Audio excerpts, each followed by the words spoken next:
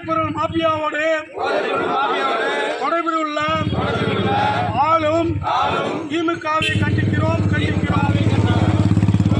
கேள்விக்குறியாச்சு ராவணன் தேவைப்பட்ட வாக்களித்த மக்களின் வாழ்க்கையும் கேள்விக்குறியாச்சு. என்னாச்சு போய் வாக்குறுதி அள்ளி செலுத்தி